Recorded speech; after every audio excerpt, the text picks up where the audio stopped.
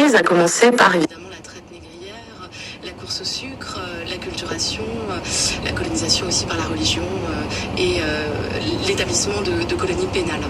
Il fut un temps où l'homme noir n'était rien. Le nègre, l'homme d'Afrique, était vendu aux planteurs de café et de canne à sucre. Il était leur objet, leur machine à produire de la richesse.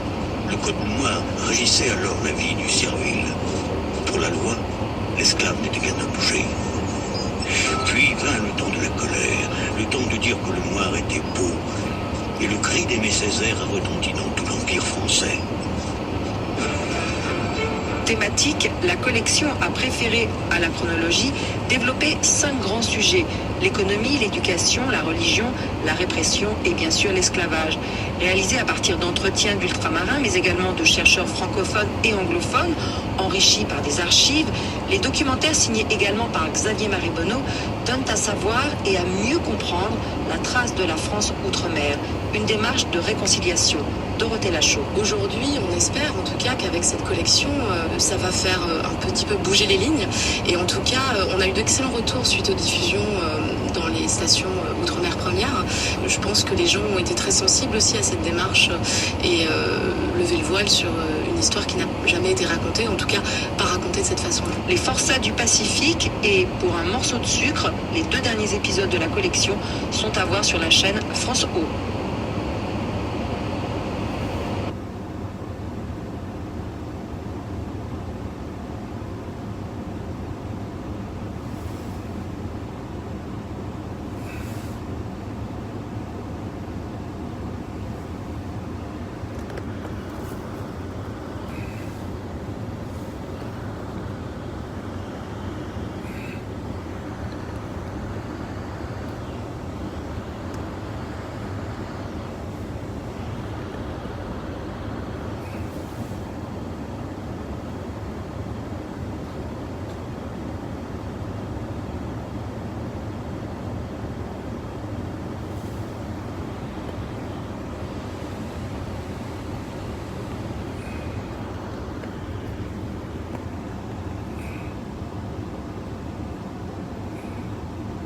Terrible. Sa famille réussit à franchir la frontière mexicaine où s'agglutinent des milliers de réfugiés.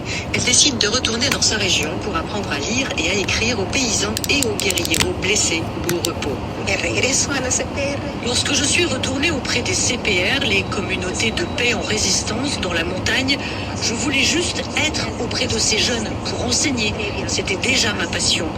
Et puis avant les accords de paix de 1996, j'ai participé à plusieurs réunions et j'ai été nommée par l'Assemblée de la société civile qui regroupait les paysans, les autochtones et les femmes pour aller à Genève, faire du lobbying et demander que la mission de l'ONU qui avait commencé reste plus longtemps dans le pays.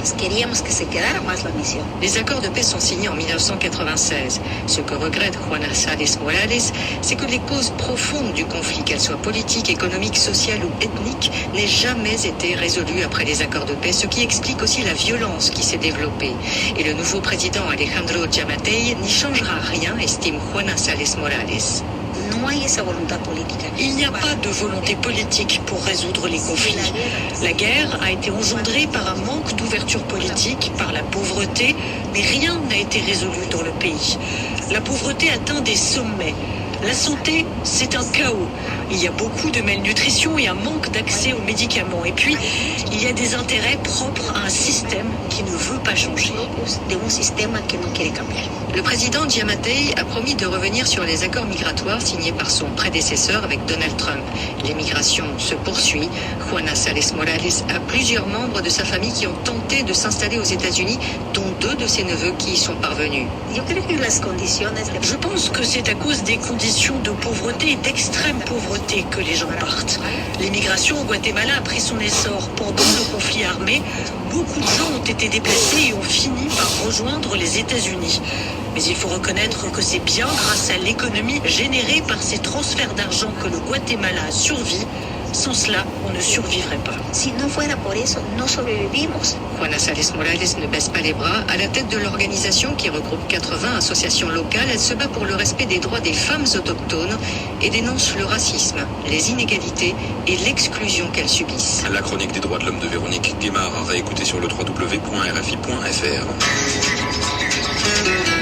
Cette année, encore, il y aura peu de miel. 2019 n'a pas été une bonne année pour les abeilles, en tout cas pour celles qui peuplent le pourtour de la Méditerranée.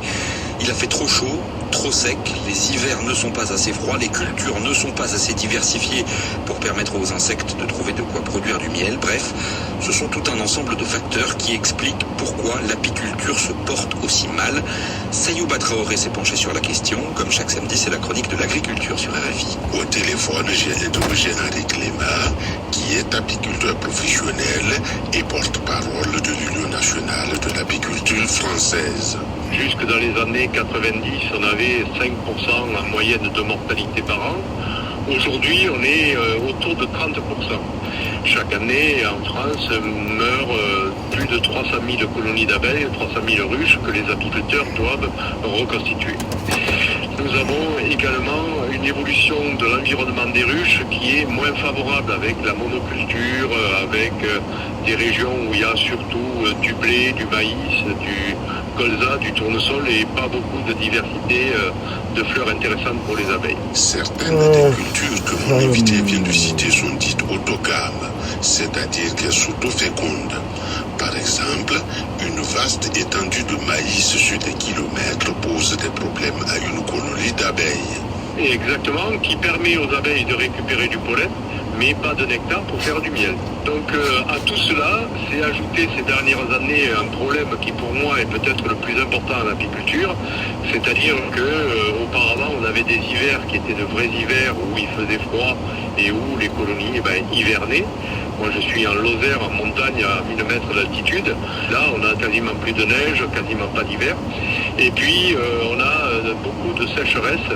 Et puis ensuite des vents du nord qui sont très mauvais pour les abeilles parce que les fleurs ont besoin d'humidité pour produire du nectar. En somme, l'aviculture avait des problèmes que les différents acteurs savaient gérer plus ou moins bien. Par exemple, Septembre-octobre, ce sont des mois très importants parce que c'est là où la reine pond les abeilles qui vont passer l'hiver et quand il n'y a pas d'apport de nectar ou de pollen, la reine ne pond très peu ou pond pas d'abeilles à ce moment-là. Et donc on a un vieillissement des générations d'abeilles qui fait que la colonie est beaucoup plus fragile pour affronter l'hiver. tout cela entraîne des difficultés économiques chez les apiculteurs et particulièrement chez les jeunes apiculteurs endettés. À la chronique de Sayouba Traoré sur RFI. Le journal, c'est dans un peu plus de 3 minutes. Je vous propose un passage par le Mali d'abord. Le Mali où il n'y a quasiment plus de gaz. C'est devenu très dur de trouver des bonbonnes pour sa consommation domestique parce que les sociétés nationales ont cessé toute importation. Elles protestent contre des retards et des impayés de la part de l'État malien qui reconnaît bien des problèmes mais qui explique que le système est trop lourd et en bout de course, les Maliens en ont marre. Un reportage de Coralie Piret. Au marché d'Ibidar, un vendeur cherche à rendre la monnaie à ses clients. Les deux hommes sont venus du Massina, dans le centre du Mali, jusqu'à Bamako. C'est autour de 20 000, donc la population est très en colère. Même nous, les revendeurs, nous ne sommes pas contents. Il y a des clients qui peuvent prendre jusqu'à 5 bouteilles à la fois. Avec le prix ordinaire, ça allait. Mais maintenant que ça a augmenté, ça demande beaucoup de moyens. Ils préfèrent donc aller acheter du charbon. S'il y a pénurie sur tous les marchés au Mali, c'est parce que les fournisseurs ont stoppé l'importation du gaz butane. Les portes de la société Sodigaz s'ouvrent sur un entrepôt vide. Seuls quelques gardiens au fond de la cour sont sur place. Le groupement des professionnels GPGD, composé de 8 entreprises leaders du marché et son président, Oudiari Diawara, réclame le paiement de plus d'1 an d'arriérés. Tous les mois, l'État a décidé de subventionner le gaz. Par exemple, le mois de décembre, 1004 francs le kilo. 6 kilos, ça fait 6025 francs. Nous vendons-le à 3500 et nous remboursons les reliquats. Et puis, octobre 2018, n'avons pas été payés. L'État nous doit, toutes les sociétés, 17 milliards. Le système de subvention actuel n'est plus tenable car il pèse trop lourd sur le budget national, reconnaissent les autorités.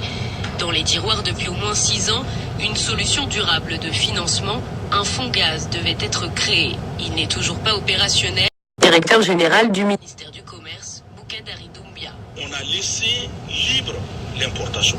C'est-à-dire qu'on a la consommation. Donc les prévisions sont tout le temps faussées. Donc c'est pourquoi ce nouveau dispositif sera bâti autour des données comme les besoins nationaux. Ensuite, travailler sur la structure des prix, notamment la marge bénéficiaire. 5 sur 8 opérateurs ont signé les cahiers de charges au titre de 2020. Les autorités espèrent faire baisser le gaz cette année.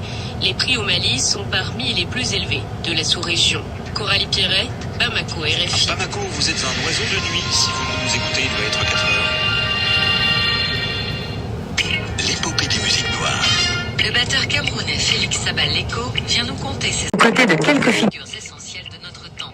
On ne le dit pas assez, mais la maîtrise de ce rythmicien hors pair a séduit des artistes aussi divers que Manu. RFI.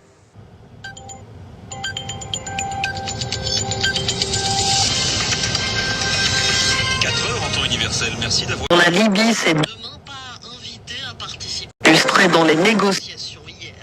Et entre deux prises de parole, demain peut-être sera-t-il question également de l'Iran, un dossier et des tensions très vives depuis plusieurs jours. Hier, l'ayatollah Khamenei a présidé la prière du vendredi à Téhéran. Il a notamment parlé de la lâcheté des Européens. Des manifestants ont tenté d'interpeller le président en personne à Paris. Emmanuel Macron assistait à une pièce de théâtre. J-1 avant la grande conférence sur la Libye à Berlin. Autour de la table seront réunis normalement le chef du gouvernement d'Union nationale, Fayez El-Sarraj, mais aussi le maréchal Khalifa Haftar, à l'origine d'une offensive en Libye depuis avril dernier. Face à eux, Emmanuel Macron, Vladimir Poutine, Mike Pompeo, mais aussi Moussa Faki, président de l'Union africaine, et Denis Sassou Nguesso, président du Congo-Brazzaville et du groupe de l'Union africaine sur la Libye. Un nouveau ballet diplomatique quelques jours après une réunion à Moscou de laquelle avait émergé un cessez-le-feu. D'autres rencontres ont eu lieu hier également, Marie-Pierre Olfan. La Grèce ne sera pas présente demain à Berlin, mais elle s'est imposée dans les négociations en recevant, à la surprise de tous, l'homme fort de l'Est de la Libye. Le Premier ministre grec s'est entretenu pendant 1h30 avec le maréchal Haftar.